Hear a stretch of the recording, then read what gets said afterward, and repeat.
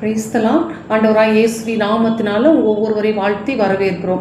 கர்த்ததாமே ஒவ்வொருவரையும் ஆசீர்வதித்து ஒவ்வொரு நாளும் வழி நடத்தி வருகிறார். ஹல்லேலூயா. இந்த நாளிலேயும் கூட நம்ம ஒவ்வொரு நாளும் நம்மளுடைய வீடு கட்டப்படுவதற்கு தடையாக இருக்கிற ஒவ்வொரு தடைகளை உடைத்து தேவ சமூகத்தில் நம்ம ஜெபித்து வருகிறோம். இந்த நாளிலேயும் கூட நம்ம ஒரு வார்த்தைகளை நம்ம தேவ சமூகத்தில் நம்ம கேட்டு நம்ம ஆலோசனைகளை கேட்டு நம்ம என்ன செய்ய போகிறோம், தடைகளை உடைத்து ஜெபிக்க போகிறோம். நம்மள அநேகர் கூட என்னென்னா, ஆண்டவருடைய ஊழியக்காரங்களுக்கு கூட பார்த்திங்கன்னா ஆண்டவருடைய அழைப்பு இருக்கும், தெரிந்து கொள்ளுதல் இருக்கும். ஆனால் ஊழியத்தில் ஒரு முன்னேற முடியாமல் ஒரு தடை இருந்துக்கிட்டே இருக்கும். அந்த தடை எப்படின்னா, அதுதான் பார்வோனின் ஆவி. அந்த ஆவிக்கு எப்படின்னா, தேவனை ஆராதனை செய்வதற்கு அது என்ன செய்யாது, அது பிடிக்கவே பிடிக்காது. ஜனங்களை என்ன செய்வாங்க, ஆராதனை செய்கிறதற்கு விடாது, ஊழியக்காரங்களை ஊழியம் செய்ய விடாது. இது பார்வோனின் ஆவி. இந்த ஆவிகளை எப்படி நம்ம முறியடிக்கணும், எப்படி நம்ம தாண்டி செல்லணும் என்று சொல்லி இந்த நாளில் நம்ம பார்க்க போகிறோம். நம்மளையும் கூட அநேக மக்கள் இந்த பார்வோனின் ஆவியினால் என்ன செய்கிறாங்க, பீடிக்கப்பட்டு இருக்கிறாங்க. குடும்பத்தில் நம்ம நினைக்கிறோம், என்னடா நம்ம நல்லா ஜெபிக்கணும், ஆராதனை பண்ணணும், நிறைய முயற்சி பண்ணுறோம். ஆனால் என்ன செய்ய முடியலை, நம்மளால் ஜெபம் பண்ண முடியலை, நம்மளால் ஆண்டவரை ஆராதனை செய்ய முடியாமல் நம்ம வாழ்க்கையில் நிறைய தடை இருந்துக்கிட்டே இருக்கே அப்படின்னு சொல்லி நம்ம நினைக்கிறோம். இதுதான் எனது பார்வோனின் ஆவி. யாத்ராகம புத்தகத்தில் நம்ம எடுத்தோம்னு சொன்னால், அந்த 4ஆம் அதிகாரம் கடைசி வசனத்தில் 31வது வசனத்தில் அவர்கள் படும் உபத்திரவத்தை கண்ணோக்கி ஆண்டவர் பார்க்கிறார். ஆண்டவர் ஒரு மனிதனுடைய உபத்திரவத்தையும் வேதனையையும் பார்த்துட்டார்னா, அங்கிட்ட இருந்து என்ன செய்யும், மனிதனுடைய அந்த பார்வோனின் ஆவியால் என்ன செய்ய முடியாது, தாங்கிக் கொள்ள முடியாது. கர்த்தர் நம்மளை விடுவிக்கிறதுக்கு அவர் வல்லவராய் இருக்கிறார். வாழ்க்கையில் இருக்கிற நம்முடைய பெருமூச்சையும் நம்முடைய கூக்குரலையும் அவர் கேட்டு நம்மளை விடுதலை பண்ணி நம்மளை என்ன செய்ய போறார், வெளியே கொண்டு வர அவர் வல்லவராய் இருக்கிறார். எகிப்தினாலே என்னதுன்னா உலகத்துக்குள்ள என்னதுன்னா, எகிப்து ஒரு நாகரிகமான தேசம். அந்த தேசத்துக்குள்ள நல்ல நாகரிகம், எல்லா விதமான களியாட்டுக்கள், அவங்க ட்ரெஸ்ஸிங்ஸு, அவங்களுடைய பழக்க வழக்கங்கள், அவங்களுடைய வருமானங்கள் எல்லாமே உயர்ந்த நிலையில் உள்ளது. அங்கே உள்ள மக்களும் என்ன செய்வாங்க, நாகரிகம் நிறைந்தவங்களாக இருப்பாங்க. ஆனாலும் அவங்க என்ன செய்கிறாங்க, கர்த்தருடைய பிள்ளைங்களை என்ன செய்கிறாங்க, ஒடுக்குறாங்க. அவங்க ஆண்டவரை ஆராதனை செய்ய முடியாத அளவுக்கு பல பிரச்சனைகள், தடைகள் வந்துக்கிட்டே இருக்கு. ஒரு வாழ்க்கையில் ஒரு முன்னேற்றமே இல்லை. முதல்ல அவங்க என்ன செய்கிறாங்க, நல்லா சந்தோஷமாக தான் இருக்காங்க. ஆனால் இங்கே என்னது, ஒரு வித்தியாசம் காணப்படுது. எகிப்தியருக்கும் எபிரேயர்களுக்கும் உள்ள வித்தியாசம் காணப்படும் பொழுது இவர்களை என்ன செய்யுது, அந்த பார்வோனின் ஆவி ஒடுக்கி பல பிரச்சனைகளை உருகுது. இவங்க பழுகிறது, இவங்க பெருகிறது, அந்த பார்வோனின் ஆவிக்கு தாங்கிக் கொள்ளவே முடியல. இதே மாதிரி தான் நம்மளையும் கூட நம்ம ஆண்டவருக்குள்ள வளர்கிறது, ஆண்டவரை ஆராதனை செய்கிறது, ஆண்டவருக்குள்ள நம்ம பல்லுகி பெருகிறது பொல்லாத ஆவிகளுக்கு என்ன செய்ய முடியல, தாங்கிக் கொள்ள முடியாம பல தடைகளை உண்டு பண்ணுது. இங்க இந்த 5ஆம் அதிகாரத்தை பார்த்தீங்கன்னா, அந்த ஜனங்களை ஒடுக்கிறது. அவங்க வேலை செய்யும் போது அவங்களுக்கு வைக்கோல் கொடுக்காம முதல்ல நீங்க எப்படி செஞ்சீங்களோ அதே அளவு செய்யணும்னு பல விதத்துல டார்ச்சர், அவங்கள மேலே வேலை செய்து முன்னேற முடியாம அவங்கள சரீர பிரகாரமா ஒடுக்கிறது, அவங்களுக்குள்ள ஒரு முன்னேற்றத்தை வரவிடாம தடுக்கி அந்த தடையை உண்டு பண்ணி கொண்டே இருக்கிறது தான் பார்வோனி ஆவி. அப்ப இந்த மக்களுக்கு முன்னிலைமை விட இன்னும் அதிகமான பிரச்சனைகள், ப்ரெஷர் அதிகமா இருக்குது. அப்பயும் அவங்க என்ன செய்யறாங்க, ஊழியக்காரர்கிட்ட போய் சொல்றாங்க, நாங்க வாட்டுக்கு நிம்மதியா முதையாவது கொஞ்சம் பிரச்சனையில இருந்தோம், இப்ப எங்களை அதிகமான பிரச்சனை எங்களை நெருக்கிக்கிட்டு இருக்கே என்ன சொல்லி அப்படின்னு சொல்லி அவங்க என்ன செய்யறாங்க, அவங்க வேதனைப்படுகிறாங்க, அவங்க ஒடுக்கப்பட்டு கொண்டு இருக்காங்க. அப்போ இவங்களுக்குள்ள முன்னேற்றத்துக்கு தடை, பயங்கர தடையாக இருக்குது. இந்த பார்வோனின் சேனை, பார்வோனின் ஆவி எங்களை தடுக்கிட்டு இருக்கு.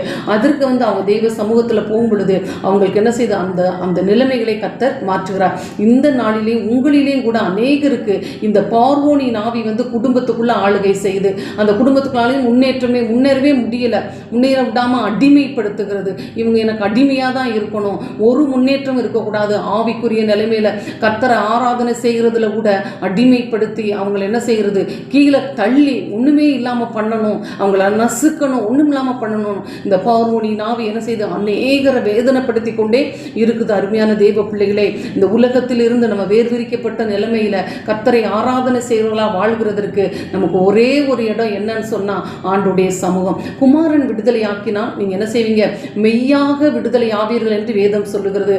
அப்ப நம்ம நம்ம ஆண்டுடைய சமூகத்தில் நம்ம ஆராதனை செய்து அவரை துதித்து அவருடைய சமூகத்தில் நின்னாதான் இந்த மாதிரி தடைகள்லேருந்து நம்ம என்ன செய்யும், வெளியே வர முடியும். குடும்பத்தில் கூட ஒரு முன்னேற்றம் முடியாமல் பார்வோனின் ஆவி நிறைய பேரை என்ன செய்யும், ஒடுக்கி கொண்டு அவங்கள அடிமைப்படுத்தி கொண்டு அவங்கள நசுக்கி கொண்டு அவங்கள வேதனைப்படுத்தி கொண்டே இருக்கும்.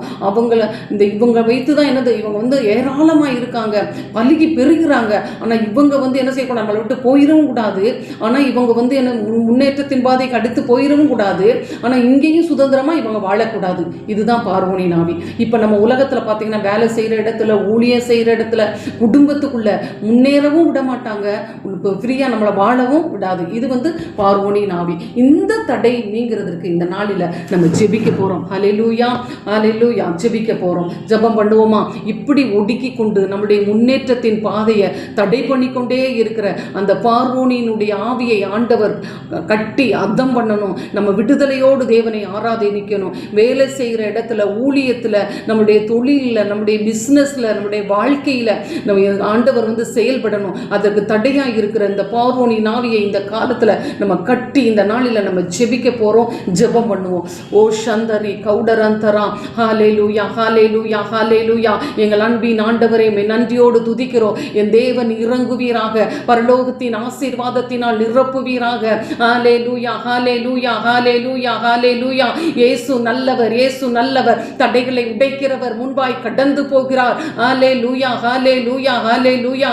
என் தேவனுடைய ஆவி, என் தேவனுடைய வல்லமை, என் தேவனே அப்பா, ஆண்டவரே அல்லேலூயா அப்பா, நெறிந்த நாணலை முறியாமலும் மங்கி எரிகின்ற திரியை அணையாமல காக்கிற தெய்வமே, நன்றியோடு துதிக்கிறோம். உடைய வல்லமை இறங்கட்டும். உடைய காருண்யம் என்னை பெரியவன் ஆக்கும் என்ற வாக்கின்படி இயேசுவின் நாமத்தினால உம்முடைய காருண்யத்தினால் எல்லா பிள்ளைகளையும் மூடுவீராக.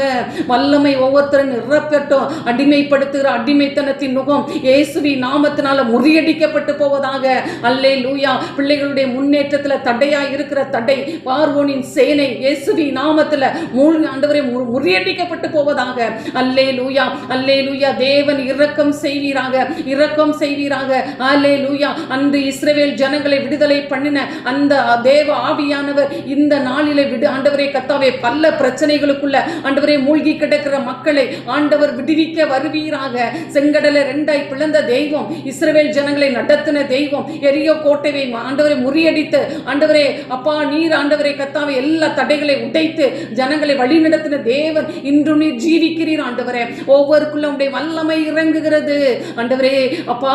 இந்த உலகத்துல எப்படி வாழ்கிறது என்று தெரியாத அளவுக்கு ஒவ்வொரு நாளும் ஒவ்வொரு பிரச்சனை, ஒவ்வொரு நாளும் ஒவ்வொரு தடை, முன்னேற்றத்தின் பாதையை முன்னேற விடாம ஆண்டவரே சரீரத்துல பிரச்சனை, வியாதிகள் ஆண்டவரே, சோர்வுகள், பலவீனங்கள், மனிதர்களால் நெருக்கப்படுகிற நெருக்கங்கள், இன்னல்கள் அல்லேலூயா ஆண்டவரே எல்லாம் இயேசுவின் நாமத்தில் மாறி போவதாக. ஆண்டவரே நீர் இஸ்ரவேல் ஜனங்களுடைய கூக்குரலை கேட்ட தேவன் ஆண்டவரே, என்னை விடுவிப்பார் இல்லை என்று சொல்லி ஆண்டவரே அடிமையாய் நிற்கிற பிள்ளைகளை ஆண்டவரே இந்த அடிமைத்தனத்தின் யுகத்தில் இருந்து விடுதலை தருவீராக, விடுதலை தருவீராக. பொல்லாங்கன் எய்யும் அம்புகளில் இருந்து, பில்லி சூனிய வல்லமைகளில் இருந்து, அடிமைப்படுத்துகிற அடிமைத்தனத்தின் யுகத்தில் இருந்து உம்முடைய பிள்ளைகளுக்கு ஒரு பூரண விடுதலை வருவதாக. இயேசுவின் ரத்தத்தினால் விடுதலை வருவதாக, ஒரு மெய்யான விடுதலை வருவதாக. இயேசு ஜெயித்தவர், இயேசு ஜெயித்தவர். ஜெயம் கொடுக்கிற தேவனால் எல்லாம் ஜெயம் உண்டாகட்டும் ஆண்டவரே. அப்பா நீர் ஆண்டவரே கரம் பிடித்து நடத்துகிறவர் ஆண்டவரே. ரீபௌ சதரபலவா நிமலக ருதனிகபலதரா ஷபலகர் அந்தரவுலவா ரிபாகபலதுரி சதனபங்கரதனா ரிபாகரவோ. தடை விலகட்டும், தடை விலகட்டும், தடை விலகட்டும், தடை விலகட்டும். பார்வோனின் சேனை முறியடிக்கப்பட்டது. என் தேவனே அப்பா, உம்முடைய ஜனங்களை அடிமைப்படுத்துகிற அடிமைத்தனத்தின் நுகம் இயேசுவின் நாமத்தினால முறியடிக்கப்படுகிறது ஆண்டவரே. ஒரு விடுதலை வரட்டும் ஆண்டவரே. தனிப்பட்ட மனிதர்களுக்கு ஒரு விடுதலை, குடும்பத்திலிருந்து ஒரு விடுதலை, சமுதாயத்தில் ஒரு விடுதலை ஆண்டவரே அப்பா.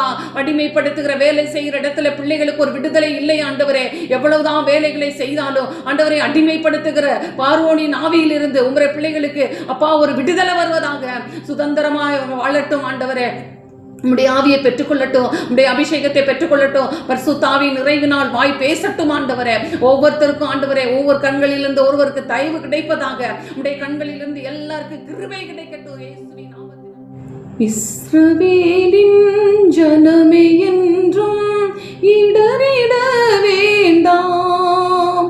யெகோவாவும் தெய்வமானால்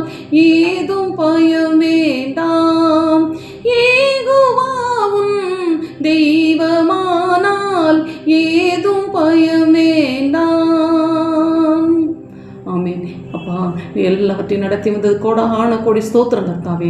தொடர்ந்து உடைய தெய்வீக மகிமை ஒவ்வொரு குடும்பத்திலையும், ஒவ்வொரு கூடாரத்திலையும், ஒவ்வொரு ஆண்டவரே வீட்டிலையும், ஒவ்வொரு தனிப்பட்ட நபர்களிலையும் வல்லமையினால் நிரப்பி உடைய அதிசயத்தை விளங்க பண்ணும்படி இயேசுவின் நாமத்தில் செபிக்கிறோம் நல்ல பிதாவே, ஆமென். ஆண்டவராகிய இயேசு கிறிஸ்துவின் நாமம் மகிமைப்படுவதாக.